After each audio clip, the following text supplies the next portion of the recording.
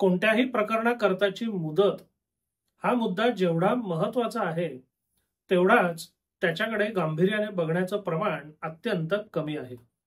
गेल्या अनेक वर्षाच्या अनुभवावरनं माझ्या हे लक्षात आलेलं आहे की आजही बहुतांश लोकांना मुदतीच्या मुद्द्याचं गांभीर्यच कळलेलं नाही.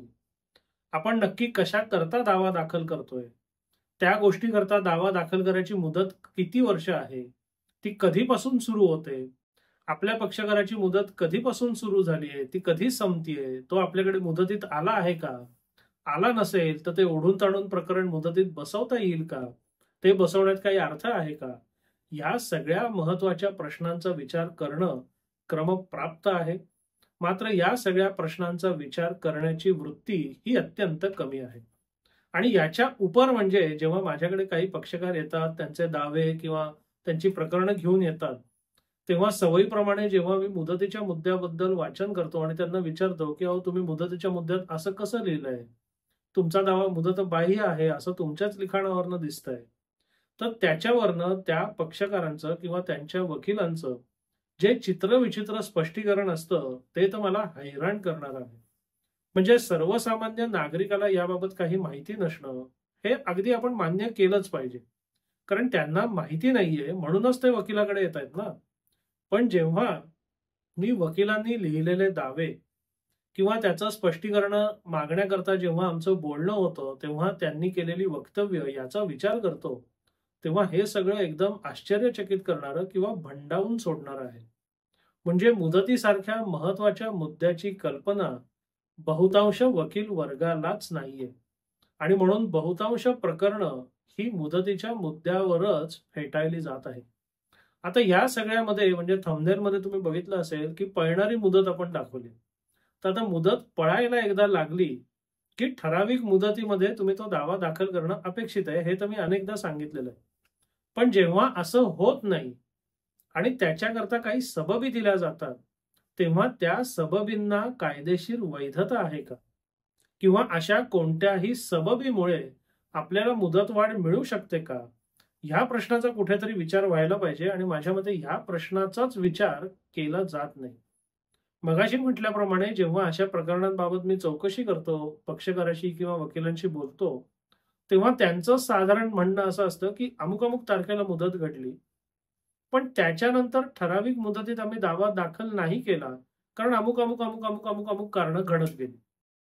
पण दावा दाखल करायला कारण घडल्यापासून त्याची मुदत संपेपर्यंतच्या कालावधीत तुम्ही अमुक एका कारणामुळे दावा दाखल नाही केला तर ते क्षम्य आहे का, हेच कोणी लक्षात घेत नाही. म्हणजे या संदर्भात मुदतीच्या कायद्यामध्ये स्वतंत्र कायदेशीर तरतूद आहे, पण त्याचा विचारच बहुसंख्य लोक करत नाहीत. आता ही तरतूद काय म्हणते ते मी थोडक्यात वाचून तुम्हाला दाखवतो.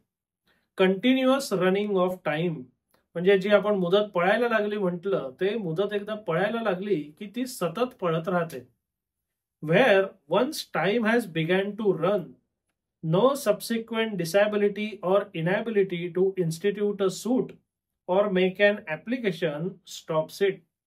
म्हणजे एकदा तुमची मुदत पळायला लागली की त्याच्यानंतर दावा दाखल करण्याबाबत तुम्हाला एखाद्या गोष्टीमुळे किंवा काही कारणांमुळे दावा दाखल करणं शक्य न होणं, ह्या कारणामुळे ती मुदत पळायचं थांबत नाही.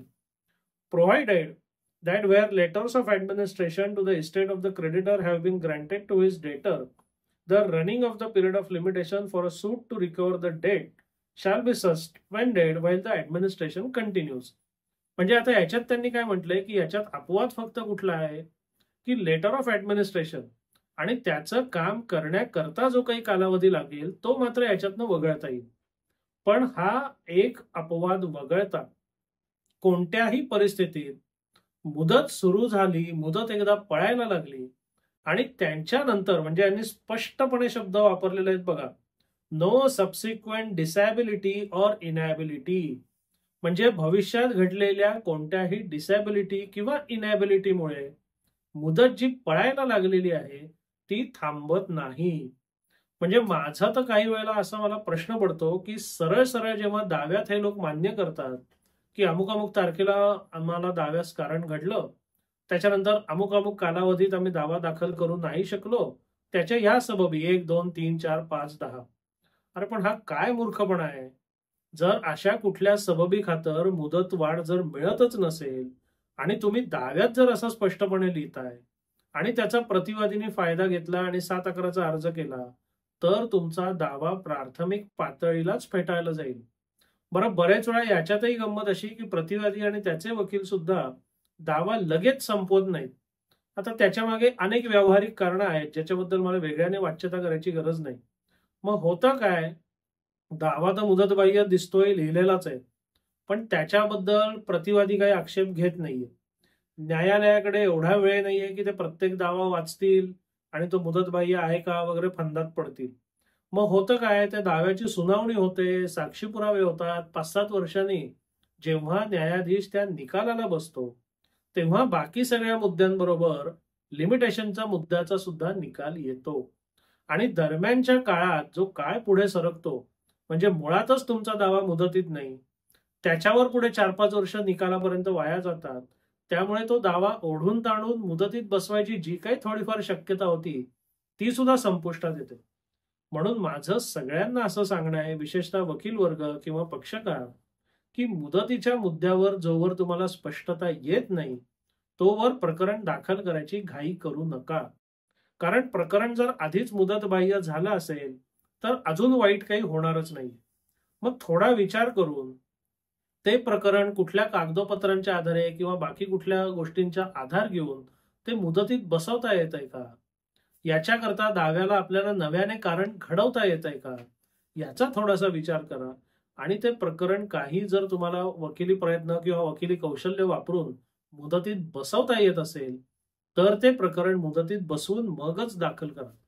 पण कोणत्याही परिस्थितीत तुम्हाला जर असा गैरसमज असेल की मुदत सुरू झाली, पण नंतर काही कारणांनी माझ्यापुढे समस्या होत्या, त्यामुळे मला जेवढ्या काळात मला समस्या होत्या तेवढी मुदतवाढ मला कायद्याने मिळेल, तर हा गैरसमज डोक्यातनं काढून टाका. मगाशी आपण वाचल्याप्रमाणे सबसिक्वेंट डिसॅबिलिटी किंवा इनॅबिलिटी म्हणजे नंतर निर्माण झालेली समस्या किंवा अशक्यता, याने तुम्हाला मुदतवाढ मिळत नाही. त्याने तुम्हाला काहीही सबबी असल्या तरी त्याचा फायदा घेता येत नाही. म्हणून कायम लक्षात ठेवा, मुदतीचं घड्याळ एकदा सुरू झालं, मुदत एकदा पळायला लागली की सर्वसाधारणतः कोणत्याही कारणास्तव ती थांबत नाही. म्हणून एकतर आपली प्रकरणं मुदतीत दाखल करा. प्रकरण मुदतबाह्य आहे असं जर वाटत असेल तर दाखल करायची घाई करू नका. त्याच्यात काही क्लुप्ती लढवता येते का ते बघा. आणि दोन्ही गोष्टी जर करता येत नसतील तर काही न करता स्वस्थ बसा. त्याने किमान तुमचं वेळ, पैसा आणि मेहनत याचं संभाव्य नुकसान तरी नक्की टळेल. आपल्याला हा व्हिडिओ कसा वाटला अवश्य कळवा. धन्यवाद.